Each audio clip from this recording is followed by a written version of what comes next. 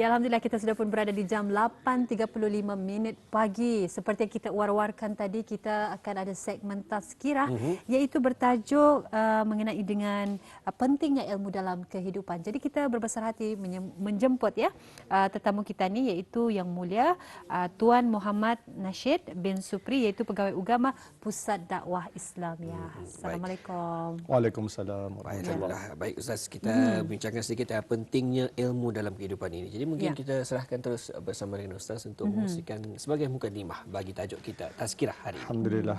Terima kasih Muammar dan Mahirah. Assalamualaikum warahmatullahi taala wabarakatuh. Bismillahirrahmanirrahim. Alhamdulillah wassalatu wassalamu ala Rasulillah wa ala alihi wa sahbihi wa man wala. Alhamdulillah, bersyukur kita ni ke hadrat Allah Subhanahu wa taala kerana di atas kurnianya juga kita dapat bertemu lagi pada pagi ini, dan insyaallah apa yang dibincangkan pada pagi ini adalah satu tajuk yang berkaitan dengan pentingnya ilmu dalam kehidupan. Jadi para penonton yang dirahmati Allah sekalian, Islam adalah agama yang syumul dan lengkap dalam segenap bidang kehidupan. Jadi kesempurnaan ini jelas menunjukkan bahawa Islam merupakan agama yang bukan hanya menekan aspek kerohanian, bahkan ianya meliputi segenap bidang kehidupan. Namun kesempurnaan ini bukanlah sesuatu yang dapat digapai dengan mudah. Sebaliknya, ia memerlukan satu proses yang berpanjangan. Satu proses yang berpanjangan iaitu melalui dengan pembelajaran. Maksudnya di sini adalah ilmu, praktikal, amal dan penghayatan. Akhlak maksudnya di sini. Jadi secara ringkasnya definisi ilmu itu, ilmu diambil daripada perkataan Arab iaitu ilmun yang berasal daripada alima ya'lamu. Artinya tahu ataupun mengetahui. Dari segi bahasa pula, ilmu adalah lawan bagi kata jahil. Dari segi istilah, sesuatu yang dengannya akan tersingkap secara sempurna segala hakikat bagi hal yang diingini. Wallahu a'lam. Ya, Alhamdulillah. Jadi itu sedikit mukadimah ya untuk tajuk kita, iaitu pentingnya ilmu dalam kehidupan. Dalam kita ni dalam kehidupan kita ni pastinya kita ni wajib mengetahui ya ataupun menimba ilmu tu bukan sahaja daripada kita ni dunia tapi akhirat juga. Untuk seterusnya antara ilmu, amal dan juga adab, mungkin dapat dikongsikan mana satu ni sebenarnya yang lebih utama ni tuan? Okey, Allahumma salli ala sayyidina Muhammad. Antara ilmu, amal dan adab, mana satukah yang lebih utama maksudnya di sini ya? Ada ulama dulu mengatakan bahawa al-ilmu qabla al-amal. Ilmu dahulu, kemudian barulah beramal. Tetapi bukan hanya setakat di sana saja. Sambungannya adalah al-adabu qabla al-ilmu. Adab dahulu, barulah ilmu. Jadi sesunanya adab dulu, baru ilmu, barulah amal. Kenapa macam itu? Firman Allah Subhanahu wa taala ini yang berkaitan dengan ilmu dulu baru tah adab. Firman Allah Subhanahu wa taala di dalam surah Al-Isra ayat nombor 36, A'udzubillahi minasyaitonirrajim, wa la taqfu ma laysa laka bihi ilm. Innas sam'a wal basara wal fuad kullu ulaika kana anhu mas'ula. Tafsirnya di sini, dan janganlah engkau mengikut apa yang engkau tidak mempunyai pengetahuan mengenainya. Sesungguhnya pendengaran dan penglihatan serta hati semuanya itu akan dipertanggungjawabkan mengenainya. Maksudnya di sini apabila kita ni nada ilmu dalam sesuatu perkara tu, jangan kita ni jawab. Jangan kita ni jawab. Ini bukan daripada saya, ini daripada Allah Subhanahu wa taala. Pastikan kita ni ada ilmu dulu. Sebab apa? Apabila kita ni menjawab sesuatu perkara tanpa ilmu, ianya akan dihisap nanti. Dari mana ia dihisap? Daripada pendengaran kita ni, daripada penglihatan kita ni dan hati kita ni. Kalau sekiranya nada ilmu macam mana? Carilah ilmu. Dari mana kita ni mencari ilmu? Balik semula ayat tadi. Allah mengurniakan kita ni pendengaran, Allah mengurniakan kita ni penglihatan, dan Allah mengurniakan kita ni hati. Jadi gunakanlah 3 akses panca indera ni untuk kita ni mencari ilmu. Seterusnya, kenapa adab sebelum ilmu? Kenapa adab itu penting juga sebelum kita ni berilmu? Sebab kita ni boleh ambil pengajaran daripada kisah-kisah yang telah diceritakan di dalam Al-Quran yang terdahulu. Kalau sekiranya seseorang itu mempunyai ilmu yang tinggi tetapi tidak ada adab ataupun tidak ada akhlak, ia boleh menjadikan seorang itu menjadi seorang yang sombong. Kita ni lihat saja kaum-kaum yang sudah dihapuskan oleh Allah Subhanahu wa taala, contohnya kaum Ad, kaum Samud. Mereka ni adalah antara kaum yang maju masa itu. boleh membuat bangunan yang tinggi-tinggi, istana yang besar, gahnya orang katanya. Tapi disebabkan oleh satu perkara yang mana dorang ni tidak ada akhlak. Yang mana dorang mengakui sendiri bahawa segala ilmu yang kemahiran yang dorang dapat itu bukan daripada Allah Subhanahu Wa Taala, malah daripada dorang sendiri. Jadi Allah Subhanahu Wa Taala pun menurunkan bala kepada dorang. Selepas itu kalau sekiranya orang itu ada ilmu, ilmunya banyak tapi tidak ada akhlak, ia boleh menjadikan seorang itu lupa diri, lupa diri. Kita lihat sejak iktibar daripada kisah Qarun. Qarun masa zaman kaum Nabi Musa. Qarun ia dikurniakan oleh Allah Subhanahu Wa Taala kelebihan ilmu sampai ia menjadi seorang yang kaya. Tapi disebabkan terlalu tinggi ilmunya untuk ia menjadi seorang yang kaya, ia lupa diri juga. Dan seterusnya, orang yang terlalu tinggi ilmunya tetapi tidak ada akhlak, ia boleh menyebabkan seseorang itu banyak berbicara, banyak cakap. Inilah salah satu faktor yang ditakuti oleh para ulama terdahulu. Semakin tinggi ilmu mereka, semakin orang takut apabila ia banyak cakap. Sebab apa? Apabila orang itu banyak cakap, ia kan boleh menjadikan seorang itu membuat kesalahan. Maksudnya di sini makin banyak cakapnya, pasti ada beberapa poin yang makin salah, dan makin bertambah dosanya. Wallahu a'lam. Baik, kita melihat ya Muhairah dan juga Ustaz, mana pentingnya sebetulnya bagi kita ini untuk menuntut ilmu. Namun bolehkah Ustaz kongsikan sedikit apakah hukum bagi menuntut ilmu bagi Islam, dan mungkin adakah ada ganjaran bagi mereka yang menuntut ilmu ini? Alhamdulillah. Allah Subhanahu Wa Taala mewajibkan hamba-hambanya untuk menuntut ilmu.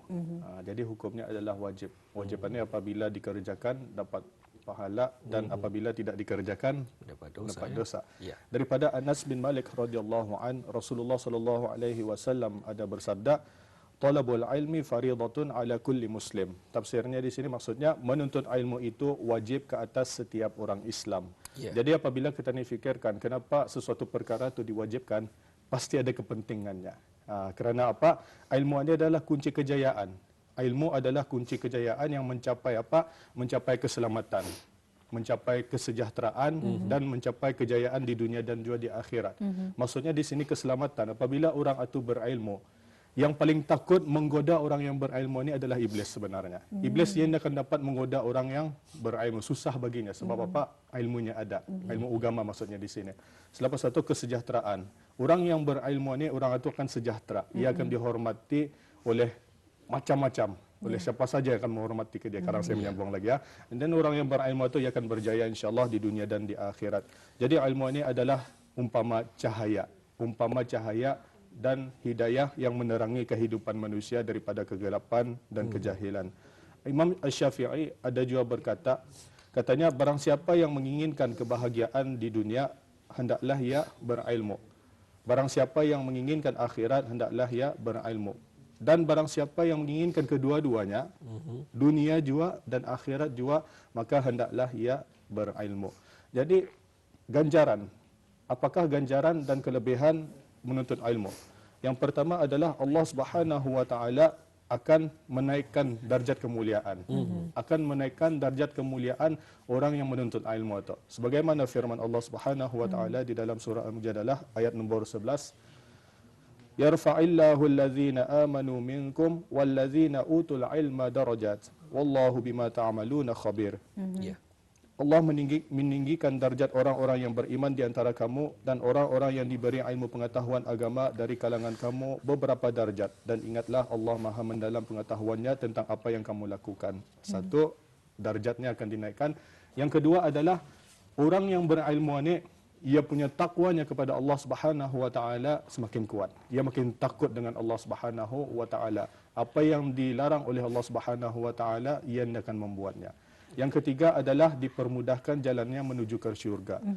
Orang yang menuntut ilmu ini, orang yang berilmu akan dipermudahkan perjalanannya menuju ke syurga. Dan yang keempat adalah mendapat keuntungan. Maksud keuntungan di sini pahala. Dan mendapat lebih keuntungan lagi. Maksudnya apa di sini? Apabila seorang itu menuntut ilmu dan ia mendapat sesuatu daripada apa yang dituntutnya itu, ia dapat dua pahala. Satu disebabkan ia hadir, dan yang kedua ia dapat ilmu. Tapi kalau sekiranya ia hadir ke kelas tersebut ataupun mendengar ceramah ke apakah, tapi ia tidak dapat apa-apa, at least ia dapat satu pahala. Maksudnya cuma tu. Kalau ia hadir dapat pahala sudah tak? Kalau ia dapat ilmu lagi dapat lagi pahala. Tapi kalau ia tidak dapat apa-apa, ia nak dapat apa. Tapi lebih baik ia hadir untuk menuntut ilmu daripada duduk-duduk cuma tu saja kan. Langsung dadanya kita ni ya. Cuma tak. Wallahu a'lam. Ya, alhamdulillah. Jadi itulah saya ada mendengar satu ungkapan, tanpa ilmu pengetahuan hidup kita ni macam umpamanya dalam kegelapan kita ni ya. Ialah tanpa ilmu kehidupan kita ni tidak akan maju, dan tanpa ilmu ini juga kita ni dapat membezakan seperti dinyatakan tadi oleh Yang Mulia Tuan Muhammad Nasheed tadi, tidak dapat membezakan antara kebenaran dan juga kebatilan itu. Jadi bagaimana sebetulnya ni cara untuk mendapatkan ilmu, dan bagaimana juga cara untuk kita ni memelihara ilmu tersebut daripada hilang ataupun kita dilupa dalam kaedah Islam ni, Tuan. Silakan. Alhamdulillah. Tadi perhatikan firman Allah Subhanahu wa taala di dalam surah Al-Kahfi ayat 109. A'udzubillahi minasyaitonirrajim. Qul law kana al-bahru midadan likalimati rabbi lanafida al-bahru qabla an tanfada kalimatu rabbi walau ji'na bimithlihi madada. Tafsirnya, katakanlah wahai Muhammad, kalaulah semua jenis lautan menjadi tinta menulis kalimah-kalimah Tuhanku, sudah tentu akan habis kering lautan itu sebelum habis kalimah-kalimah Tuhanku. Walaupun kami tambahi lagi dengan lautan yang sebanding dengannya sebagai bantuan. Masya Allah. Tadi nampak daripada ayat Quran ini, ilmu itu luas. Ilmu itu luas. Hatta kalau kita menjadikan lautan itu sebagai dakwat untuk tadi menulis ilmu Allah ini, dah akan habis. Dah cukup. Dah cukup, ditambah pun lagi satu laut, dah cukup je. Artinya ilmu Allah Subhanahu wa taala tu luas dan banyak. Apa yang kita ni harus lakukan adalah kita dicari ilmu itu. Kita dicari, kita diterokai. Macam-macam masanya, alhamdulillah zaman teknologi sudah. Boleh, salah satunya boleh kita ni hadir ke majlis ta'lim. Majlis ta'lim. Majlis ta'lim pun masa ni majlis ilmu ada yang offline, ada yang online. Tapi lebih afdal lah kalau sekiranya kita ni datang benar-benar. Pasal kalau sekiranya kita ni melihat online pun okey juga. Tapi cuma ada apa ni orang zoknya tu kurang sedikit. Kurang sedikit auranya tu. Tapi bila kita ni hadir ke majlis ilmu, insya-Allah auranya tu lebih orang lebih kuat lagi. Lebih kita ni menghayati. Lebih kita ni menghayati lurus. And then seterusnya banyak bertanya. Banyak bertanya. Fasalu ahla zikri in kuntum la ta'lamun. Ini pun cara yang kedua ni pun adalah salah satu untuk kita ni menambah ilmu kita ni. Banyak bertanya. Tapi hati-hati soalan yang ditanya. Hati-hati dengan soalan yang ditanya, dan hati-hati juga kepada siapa kita ni bertanya. Apabila kita ni bertanya kepada orang yang bukan ahlinya, orang yang bukan ahlinya, maka jawapannya pun bukan ahlinya juga punya jawapan. Contohnya kalau kita ni kan bertanya pasal bab ibadat. Tapi kita ni bertanya arah orang yang bukan ahlinya. Jadi takut sekarang apa yang diajarnya itu terpesong. Seterusnya bagaimana cara kita ni memelihara ilmu itu supaya kita ni sentiasa ingat. Maksudnya di sini supaya kita ni indah mudah lupa ataupun sebagainya. Salah satu yang dianjurkan adalah dengan kaedah menulis. Dengan kaedah menulis. Menulis itu, kalau siapa yang banyak menulis kata Nabi, maka makin bertambahlah ilmunya. Pasal dulu kalau kita lihat zaman para sahabat dahulu, mereka ni siapa yang paling banyak menulis, terbukti ilmunya paling banyak. Tapi kalau siapa yang dah menulis, ia ditakuti mudah lupa. Selalunya orang mudah lupa beberapa poin-poin penting itu selepas 3 hari contohnya. Wallahu a'lam. Baik. Ustaz, mungkin juga dapat dikongsikan, biasanya kalau kita lihat ya, bagi mereka yang rasanya mempunyai ilmu di luar negara, yang negara-negara bukan Islam, mereka ini mempunyai teori-teorinya tersendiri. Rasanya ada juga yang mungkin bertentangan dengan ajaran Islam, dan yang sukarnya ialah kita sukar untuk menidakkan segala teori-teori tersebut. Jadi mungkin dapat dikongsikan sedikit, apakah hukum bagi mereka yang mencari ilmu di tempat negeri yang bukan beragama Islam ini? Alhamdulillah. Hukum mencari ilmu di negara yang bukan Islam, contohnya di mana-mana lah, Eropah kan mungkin, di Amerika dan sebagainya. Kita dilihat yang tibarah pengajaran kisah daripada tawanan Perang Badar. Tawanan Perang Badar itu kita ni sudah pasti tu, dorang tu bukannya orang Islam, dorang tu orang musyrikin. Jadi apa yang dilakukan oleh baginda Rasulullah sallallahu alaihi wasallam kepada tawanan tadi itu, baginda menyuruh para tawanan tadi itu mengajar, menjadi guru kepada beberapa orang sahabat. Jadi tawanan tadi itu orang musyrikin itu digunakan untuk mengajar, mengajar membaca ataupun menulis kepada beberapa orang sahabat tadi. Jadi ini sudah menunjukkan kita ni bahawa bukti yang kita ni boleh untuk menuntut apanya orang menuntut ilmu di negara orang yang bukan Islam. Yang salahnya adalah apabila ia ke sana, contohnya ia ke Amerika, contohnya. Jadi indagi batah tadi masuk di bulan puasa ya, bulan Ramadan. Ya. Yang salahnya adalah apabila ia ke Amerika, ia tidak puasa. Itu yang salah tu sebenarnya. Apabila ia ke Spanyol kah, ke Itali kah, ia ke pantai melihat maksiat dia pulang.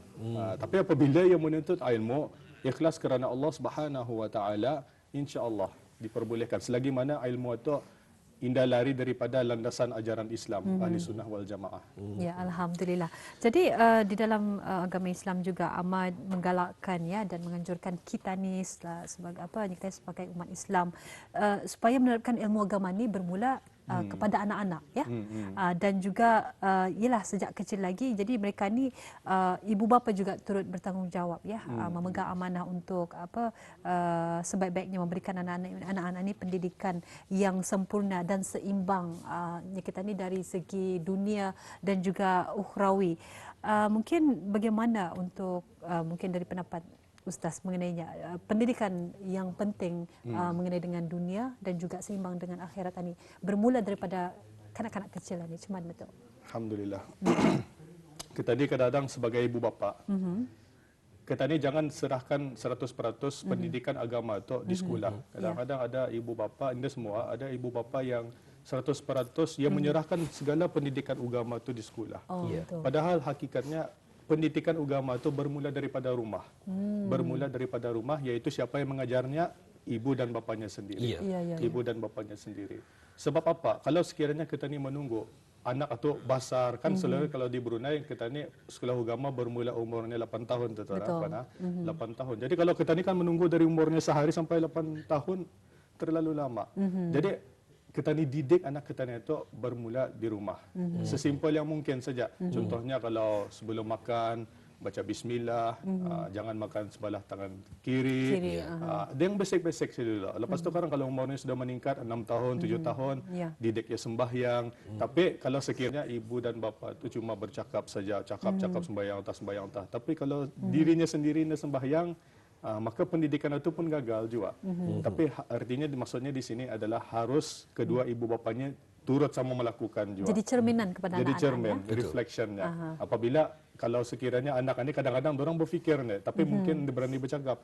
Apabila yang melihat ibu bapanya macam bapanya suruhnya sembahyangnya, suruhnya bercakap yang baik-baiknya, dia boleh cakap yang kotor-kotor, tapi ia sendiri yang mulakan. Jadi anak ini kadang-kadang ia bertanya benda tu. Jadi ya, haruslah mulakan daripada dari sebenarnya. ibu bapa tu juga. Jadi cerminan kepada anak-anak supaya dapat mengikutlah ya. Jadi bak kata pepatah melentur buluh biar dari rebungnya. Kita ni mengajar anak-anak ini biar dari kecil lagi kerana mudah lagi untuk mereka menerima segala pengajaran. Baik Ustaz, mungkin untuk pagi ini juga di segmen Tazkirah sebelum kita menutup tirai segmen kita mengenai pentingnya ilmu dalam kehidupan sebagai penutupnya, kesimpulan bagi Tazkirah. Jadi Ustaz. kesimpulannya alhamdulillah, kesimpulannya adalah amal tanpa ilmu akan binasa. Kalau sekiranya kita ni beramal tanpa ilmu, ianya akan binasa. Sebenarnya panjang pelan lagi ceritanya, tapi harap-harap penonton yang dirahmati Allah sekalian fahamlah maksud saya di sini. Lagi sekali saya ulangkan, amal tanpa ilmu akan binasa.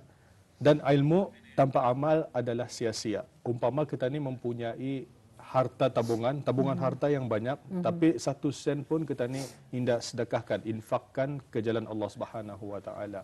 Dan apa yang penting sekali lagi adalah carilah ilmu. Carilah ilmu. Insya-Allah hidup kita ni akan sejahtera di dunia dan juga di akhirat. Alhamdulillah ya. Demikian tadi kita bersama dengan Yang Mulia Tuan Muhammad Nasheed bin Supri, iaitu pegawai agama Pusat Dakwah Islamiah, kerana berkesudian untuk berkongsi maklumat mengenai dengan tajuk kita. Kerana ini pun merupakan satu ilmu ya Tuan, iaitu pentingnya ilmu dalam kehidupan kita ni. Apapun kita ni ucapkan terima kasih sekali lagi. Moga kita berjumpa lagi ya Tuan. Okey, assalamualaikum. Waalaikumsalam warahmatullahi